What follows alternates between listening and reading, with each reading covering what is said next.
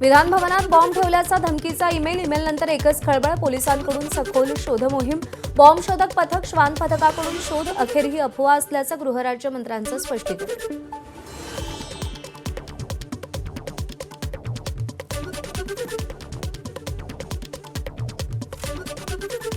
सकाळी 6:57 पहिला मेल त्या ठिकाणी आला होता. मेलच्या माध्यमातून अशा पद्धतीनं बॉम्ब उडवून देण्याची धमकी आली होती. परंतु पोलीस प्रशासन हे सजग असल्यामुळे त्या ठिकाणी तातडीनं त्याची दखल घेण्यात आली आणि संपूर्ण चौकशी करण्यात आली.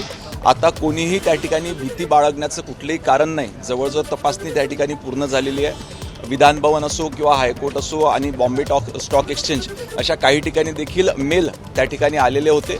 परंतु तपासाअंती त्या ठिकाणी हा मेल खोटी असल्याची प्राथमिक माहिती त्या ठिकाणी आहे. विधान भवन परिसराचा पूर्ण तपास झाल्याशिवाय कामकाज सुरू करू नका, आमदार रोहित पवारांची मागणी. फक्त भीती दाखवण्यासाठी धमकी दिली की आणखी काही कारण, याचा तपास झाला पाहिजे, रोहित पवारांचं वक्तव्य. बॉम्बची धमकी तिथं दिली गेली असेल, मग काळजी तर घेतलीच पाहिजे. कुठून फोन आला, कसा फोन आला हे बघण्याची जरूरत आहे. होम डिपार्टमेंटच्या माध्यमातून इन्व्हेस्टिगेट करून, तपास करून जो कुठला व्यक्ती असेल त्याला ताब्यात घेणं महत्त्वाचं आहे. आणि अशा पद्धतीने मुद्दामूनच फक्त भीती दाखवायची म्हणून त्याला तिथं धमकी दिली होती का, त्याच्यामागे काय वेगळं होतं हे आपल्याला नक्कीच बघावं लागेल. पण तपास झाल्याशिवाय अधिवेशन चालून देऊ नका, एवढी मात्र विनंती एक आमदार म्हणून आणि नागरिक म्हणून तिथे मी करतो. विधान भवनातील बॉम्ब शोधक आणि नाशक पथकाकडून 3 तास विधान भवनात तपास, काहीही आढळून आलं नसल्यानं सुटकेचा निश्वास.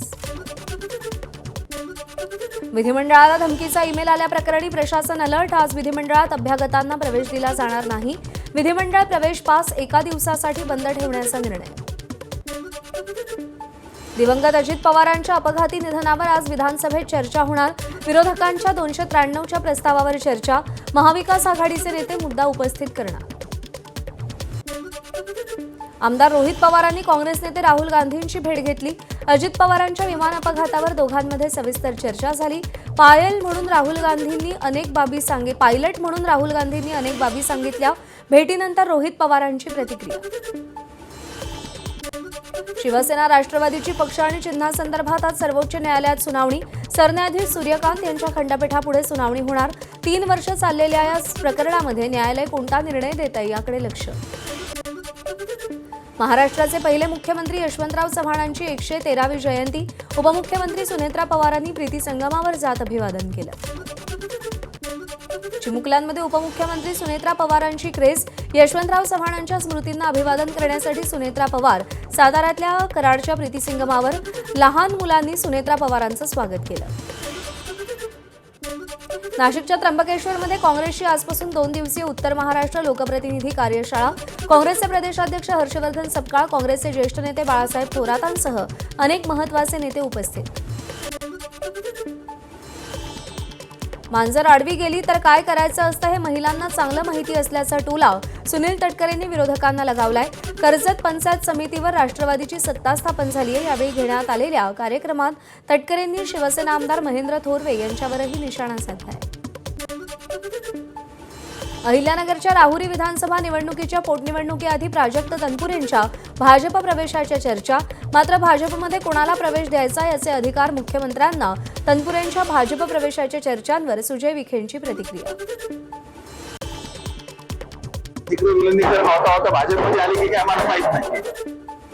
अगोदर तिकडे विलिनीकरण करायचं होतं, तिकडून काय व्हायना. आता ते भाजप समोर विलिनीकरण करायचा अधिकार त्यांनी तनपुरेंना दिलाय का, असा माझा प्रश्न आहे. त्यांना वाटत असेल की त्यांनी यावं भाजपमध्ये, तो त्यांचा निर्णय आहे.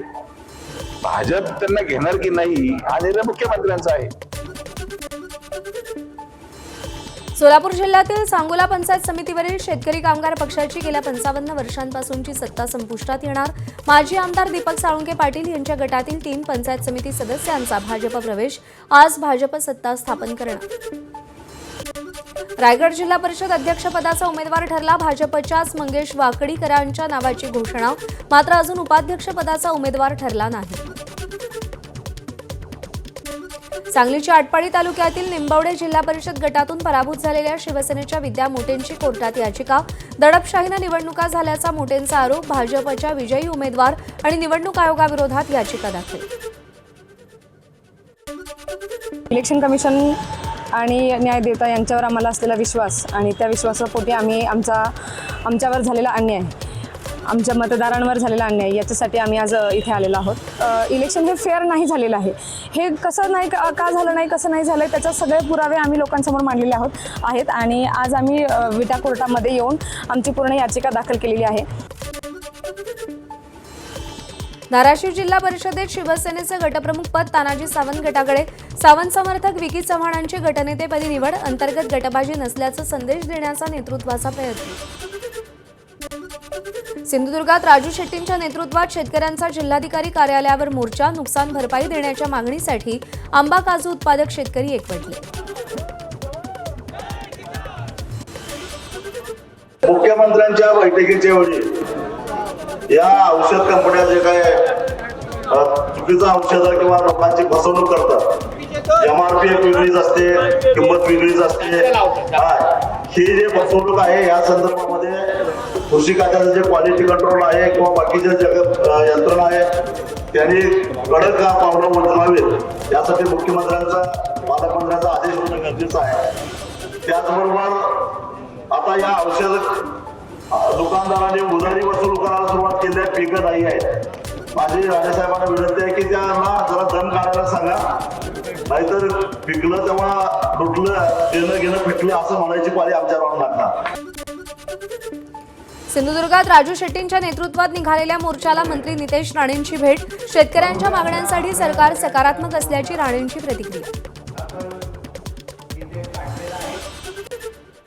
बघा, शेवटी सरकार सगळ्यांबरोबर आहे. सरकार आंबा आणि काजू शेतकऱ्यांबरोबर आहे हा विश्वास देण्यासाठी आम्ही आलेलो होतो. आदरणीय मुख्यमंत्री अतिशय सकारात्मक आहे.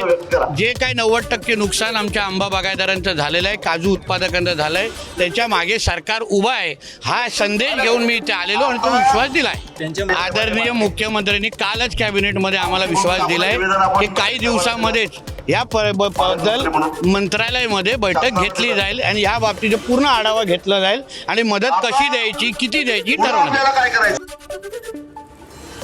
सिंधुदुर्गात नुकसान भरपाई मिळावी या मागणीसाठी आंबा आणि काजू उत्पादकांचा मोर्चा. मोर्चाला समर्थन देण्यासाठी वेंगुर्ले, जाबसांडे, देवगड बाजारपेठा व्यापाऱ्यांकडून बंद.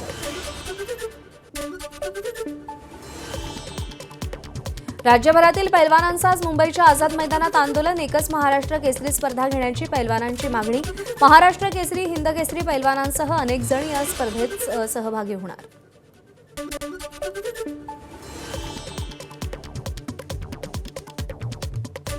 अखिल भारतीय विद्यार्थी परिषदेच्या वतीनं विविध मागण्यांसाठी मोर्चा काढण्यात आला. अतिवृष्टी भागातील विद्यार्थ्यांचं स्पर्धा परीक्षांचं शुल्क माफ करावं व स्पर्धा परीक्षांचं वाढीव शुल्क तात्काळ कमी करावं अशी मागणी.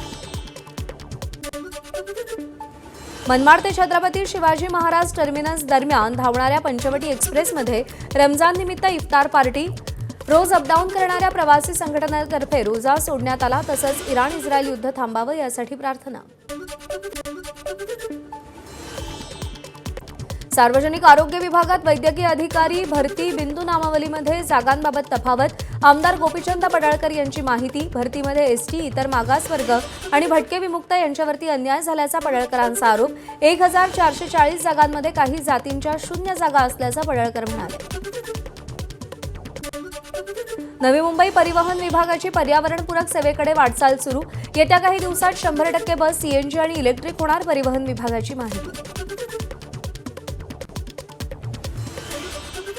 आमचं क्लिअर एकच विजन आहे, पर्यावरणपूरक अशी आम्ही बस सेवा करणार आहे.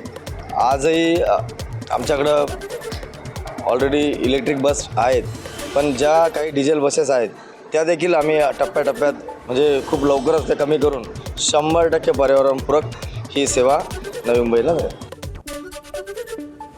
यवतमाळच्या वणी शहरातील जैन लेआउट परिसरात घरफोडीचा प्रयत्न. नागरिकांनी चोरट्याला रंगेहात पकडलं. आरोपीनं घराचं कुलूप तोडून चोरीचा प्रयत्न केला. नागरिकांना संशय आल्यानं त्यांनी आरोपीला पकडून पोलिसांच्या ताब्यात दिलं. छत्रपती संभाजीनगरात कीर्तनकार निवृत्ती महाराज वाडेकर यांना घरात घुसून जमावाकडून मारहाणीची घटना सीसीटीव्हीत कैद. कीर्तनातल्या वक्तव्यावरून वाद. गांधिली गावातली घटना. लग्न सोहळा आटपून परत येत असलेल्या वऱ्हाड्यांच्या गाडीचा भीषण अपघात. एकाचा मृत्यू तर 8 ते 10 जण जखमी. गोंदियाच्या कारंजा इथली घटना. मोहाडी येथील वरात मंडळी मध्य प्रदेशात लग्नासाठी गेली होती. वसई विरार परिसरातील नवजीवन भागात विक्रीसाठी ठेवलेल्या माशांवर लाल हिट कीटकनाशकाची फवारणी. विक्रेत्याचा लाल हिट फवारणीचा व्हिडिओ व्हायरल. अहिल्यानगरात प्रोफेसर कॉलनी चौकात दोघांचा हाणामारीचा सीसीटीव्ही व्हिडिओ समोर. घटना घडत असताना नागरिक जीव मुठीत घेऊन पळाले. या प्रकरणी पोलीस स्टेशनमध्ये कोणताही गुन्हा दाखल नाही. शहरात गेल्या काही दिवसांपासून गोळीबार तसंच हाणामारीच्या अनेक घटनांमुळे नागरिकांमध्ये भीती. पुण्यात किरकोळ वादातून फैसल फारुख खान या तरुणाची हत्या. घटना सीसीटीव्हीत कैद. पुण्यातील कॅम्प परिसरातील घटना. 4 आरोपींना पुणे पोलिसांनी अटक केली आहे. बिल्डरला कारच्या नंबर प्लेटजवळ छोटा शकीलच्या नावे धमकीचं पत्र आणि जिवंत काडतूस. मुंबई अंधेरी पश्चिमेकडील वर्सोवा मेट्रो स्टेशन जवळची घटना. मेहुल मेहता यांना कारच्या मागच्या नंबर प्लेटजवळ पांढरा प्लास्टिकच्या पॅकेटमध्ये हे धमकीचं पत्र सापडलंय. बॅग आणि साखळी चोरी करणाऱ्या आंतरराज्य चोराला अटक. भंडारा पोलिसांची कारवाई. तुमसर आणि साकोलीत चोऱ्या झाल्या होत्या. अमन सिसोदिया असं चोराचं नाव. प्रकरणातील दुसरा आरोपी फरार. आरोपीकडून 1,42,000 रुपयांचा मुद्देमाल जप्त.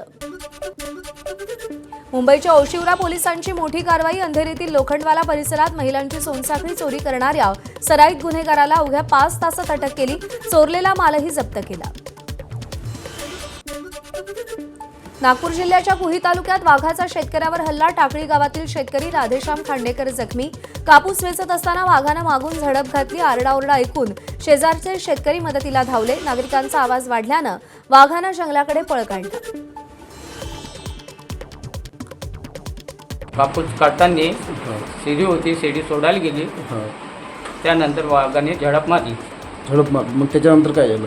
मी पडलो. मग आजूबाजूचे काही शेतकरी वगैरे ते मग धावले. कोण धावले? कोण उपस्थित? नाना भाऊ आहेत, हो, ईश्वर डारे, हो.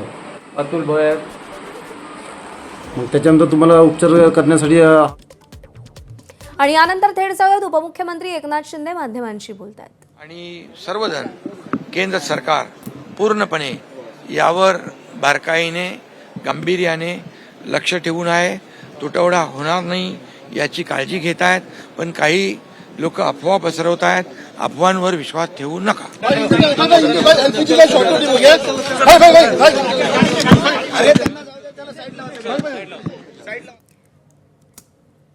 आणि यानंतर बातम्यांचा वेगवान आढावा पुढे सुरू ठेवूया. क्रिकेटपटू हार्दिक पंड्या विरुद्ध पुणे पोलिसांमध्ये तक्रार. T20 वर्ल्ड कप जिंकल्यानंतर तिरंग्याचा अवमान केल्याचा आरोप. तिरंगा पाठीवर टाकून डान्स केल्याचा आरोप करत वकील वाजिद खान यांनी तक्रार दाखल केली आहे.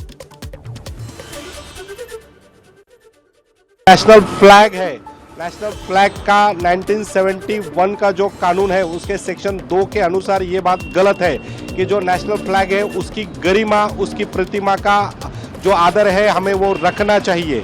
लेकिन हार्दिक पांड्या जीत की जश्न में इतने खो गए थे कि वो अपनी गर्लफ्रेंड के साथ वो नेशनल फ्लैग पहनकर सो रहे हैं और उनकी गर्लफ्रेंड से रोमांटिक भरी बातें कर रहे हैं. तो ये नेशनल फ्लैग का कहीं ना कहीं अवमान था.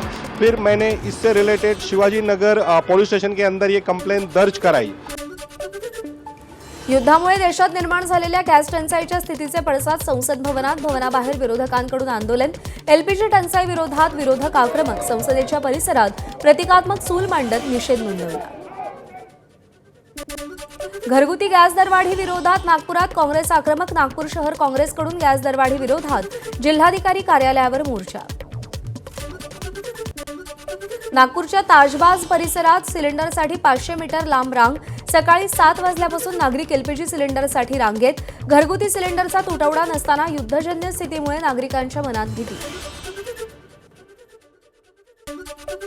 ह्या ताजबाग परिसरामध्ये हे विशेष गॅस गोडाऊन आहे आणि आपण बघू शकता की ह्या गॅस गोडाऊनमध्ये सकाळी 7 वाजतापासून आज भरमध्ये लोक इथे पूर्ण रांगेत लागलेलं आहे. ह्या प्रशासनाने जे दरवाढ केलेली आहे आणि ह्या प्रशासनाने जो भ्रम पसरवलेला आहे, आताच आम्ही इथे विचारलं करण्यात आली की जोपर्यंत त्याला OTP मिळणार नाही तोपर्यंत दिलेलं मिळणार नाही.